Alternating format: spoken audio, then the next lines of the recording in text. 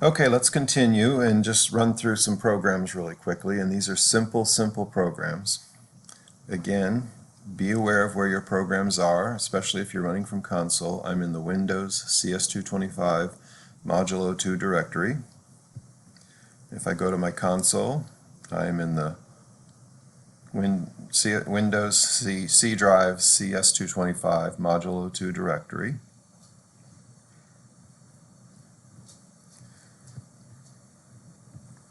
And we're going to look at first circle. Again, there's an annotated version of this online that has many comments explaining things.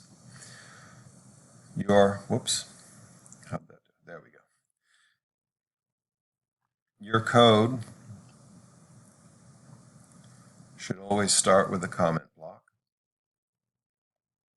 and then public class first circle. We're telling the compiler we're defining a class. Make all your classes public.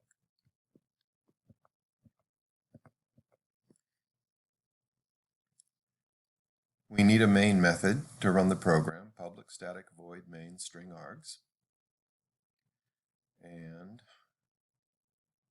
how many attributes do we have? We have x location, y location, and radius, right? Wrong. We have no attributes. Attributes are created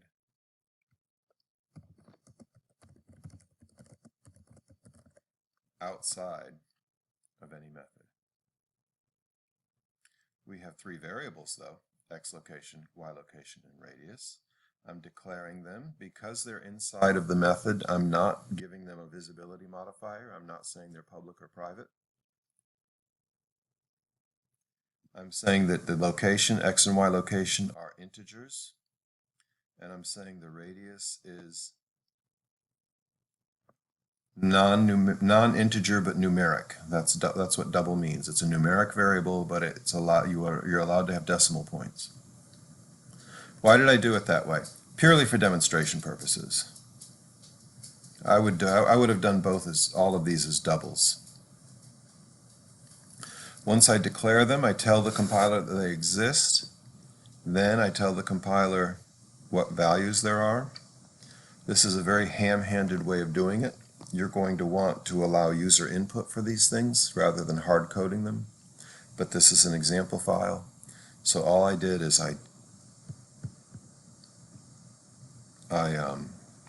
just hard coded the values for this example. And then I'm going to print out some stuff. I'm going to print out where the center is, the radius, and the area.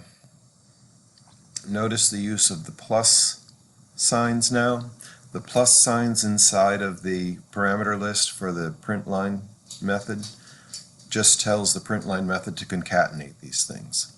So everything inside quotes is a direct text, a direct string.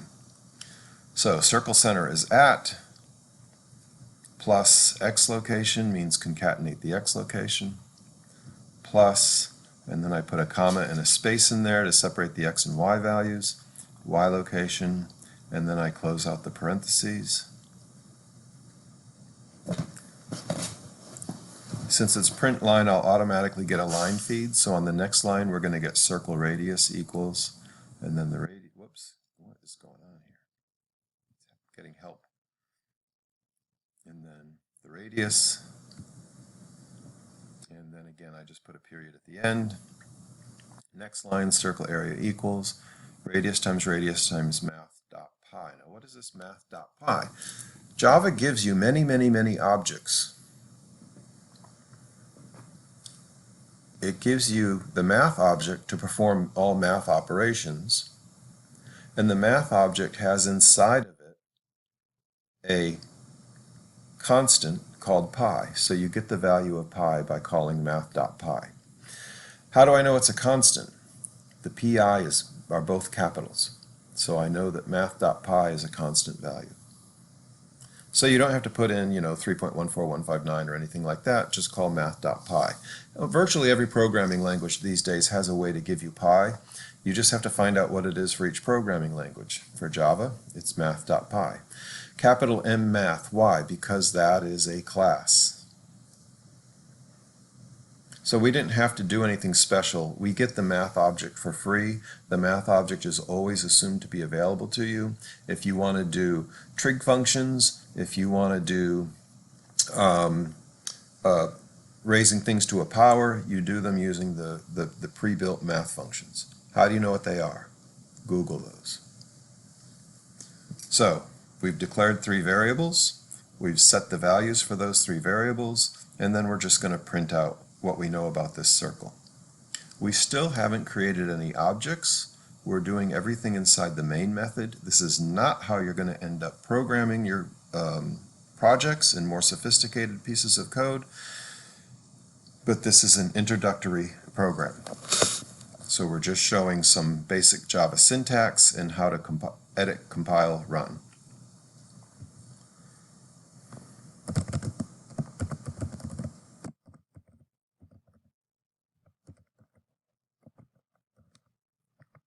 Yes, it exists.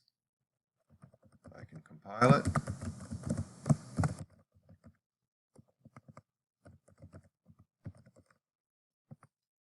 I got no error messages. That's good.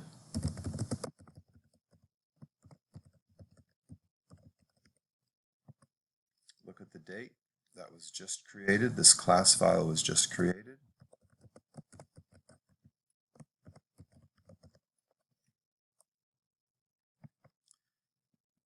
And sure enough, it prints out what we told it to print out.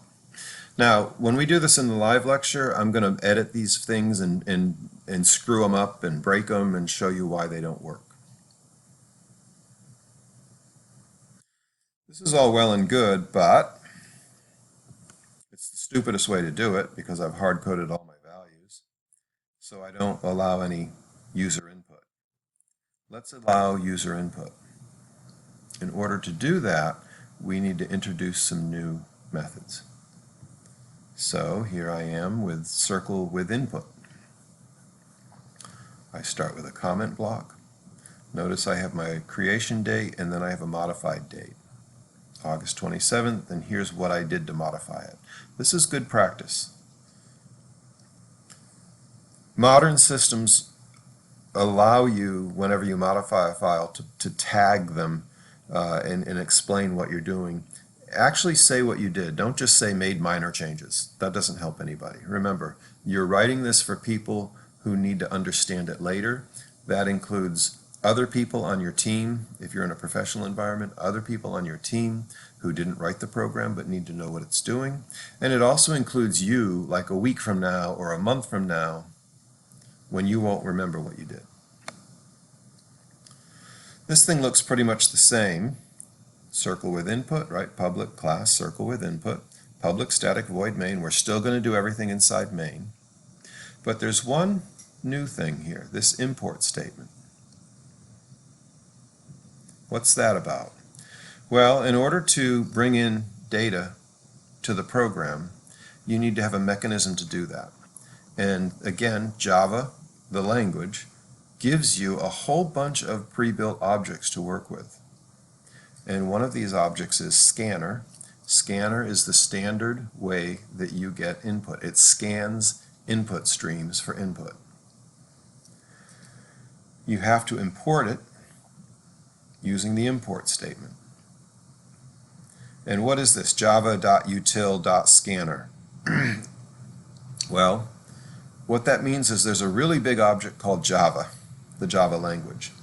And inside that really big object, there's another object called util, which runs all the utility functions. The utility functions are basically going to be the interfaces between the Java runtime environment and whatever operating system that you're dealing with on your specific computer.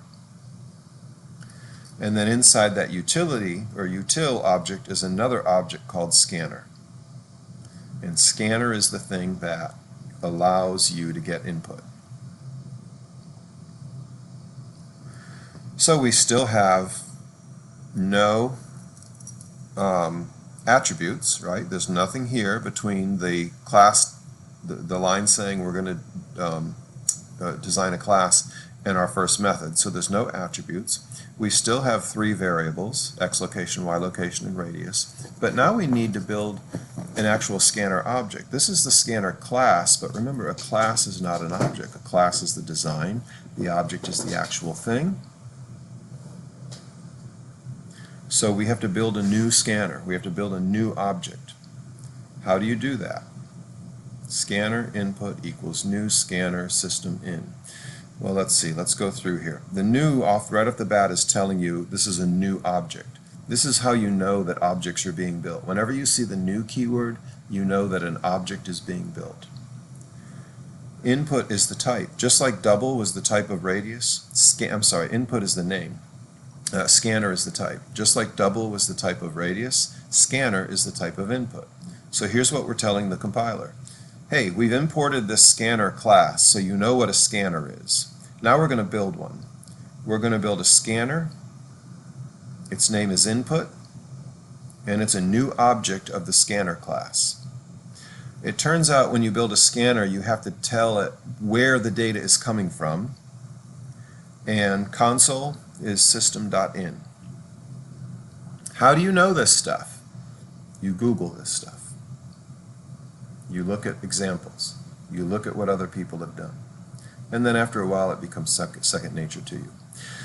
Again, for your project, you're not going to use console input. You're going to use all the input has to happen through the graphical user interface, or GUI, and we'll give you mechanisms to make that work too. All right, so now we're going to let the user enter radius, x location, y location, and so we're going to ask them, system out print, hey, enter the number for the radius, and then radius equals. So instead of just saying, like we did here, radius equals 10, we're going to let the user put the radius in. Now input is the name of the scanner, so it's input dot next double is saying, okay, input, that's a scanner, that's its name, and that thing has a method called next double. How do I know it's a method? Because of these parentheses. Input next double. So what this is saying is, whatever the next thing this scanner sees is, treat it like a double. If it's not a double, we're going to have problems. But treat it like a double. And then we do that 2 more times. We do it for the x location, and we do it for the y location. And now we've basically replaced these 3 lines of code with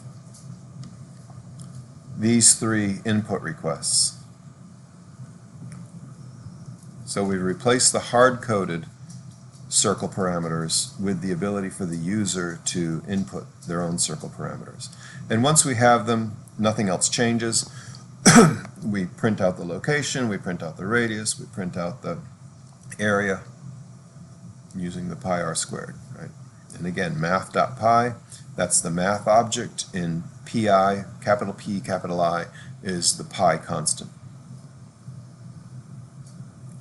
So if I run this thing,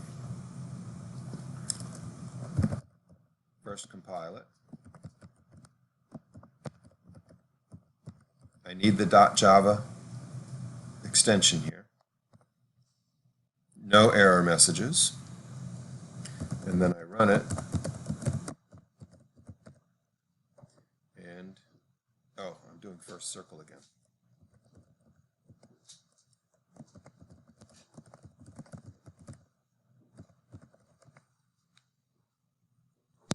Okay, now that that compiled with no errors, now let's run the correct file.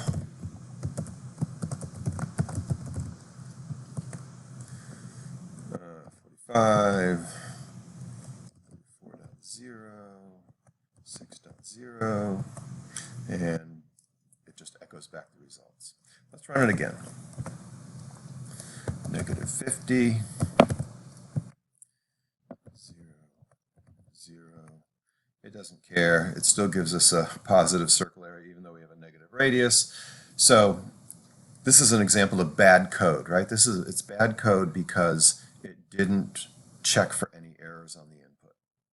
Whenever you have user input, assume a stupid and or error-prone and or malicious user protect yourself. This is actually a program robustness and also a cybersecurity attack issue. All right, we're going to do one more program. I'm going to stop here, and then we'll do one more program where we actually use objects for the first time.